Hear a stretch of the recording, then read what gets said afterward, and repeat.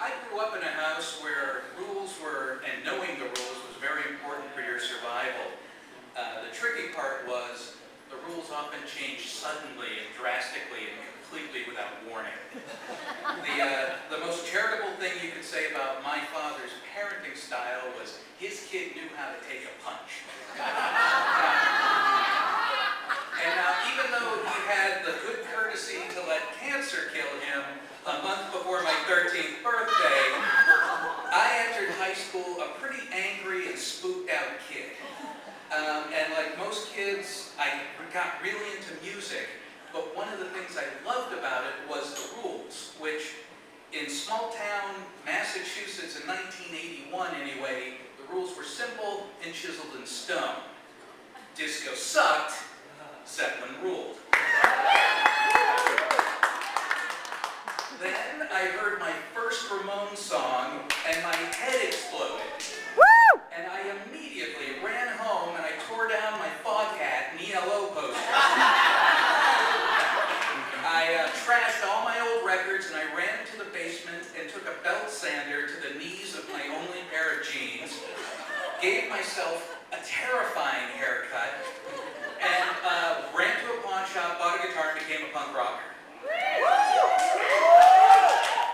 A week later, I was in my first band. A week after that, we had our first gig. Our bass player tuned all 4 of his strings to E because it was easier. And I, standing on general principles, refused to tune my guitar at all. And we showed up at our first gig, not even knowing we were supposed to bring our own amps. It's easy to, ignore the rules when you have no idea what they are.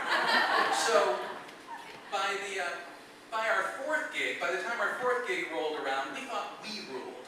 But we still hadn't made a really big anti-establishment statement.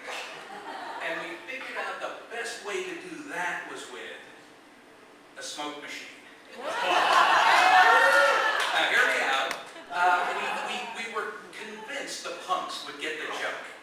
Well, at the same time, we would be putting the entire music industry on notice that we were fed up with their corporate bullshit and we weren't going to fall for the bloated concept of rock and roll anymore.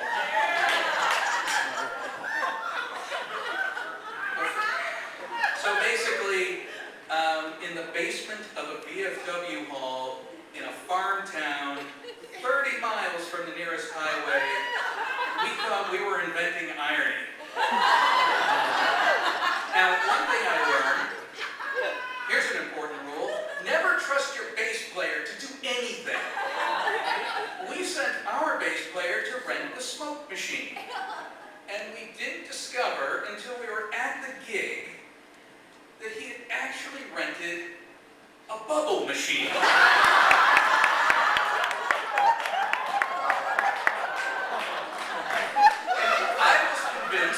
Rightly, it turns out, that this would have surpassed our audience's ironic capacity.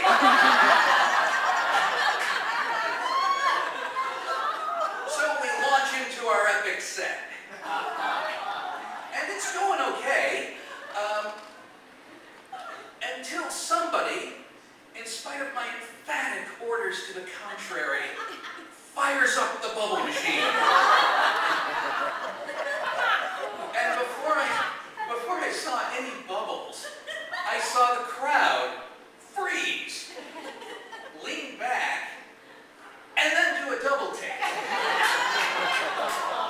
And then I looked down and I saw a stream of bubbles shooting across the stage at about knee height. And by the time I turned back to the audience, the laughter had started. Do you have any idea how loud laughter has to be heard over the roar of a 100-watt guitar amp? Pretty goddamn loud. Then the booing started. At this point, it was clear to everyone the set was over. But we had one problem. We couldn't escape the stage. The bubbles had coated the stage with a soapy film. And we were still sliding around and running in place when they started throwing stuff at us. Heavy stuff, man. Like stuff they must have brought with them from home. I got hit in the head with a book. Who brings a book to a punk rock show?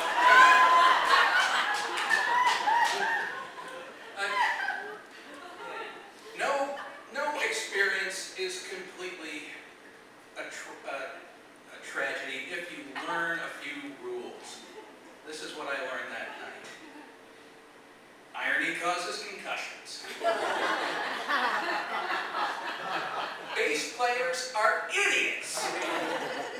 And finally, to always remember the punk rock addendum to Murphy's Law. Anything that can go wrong already has.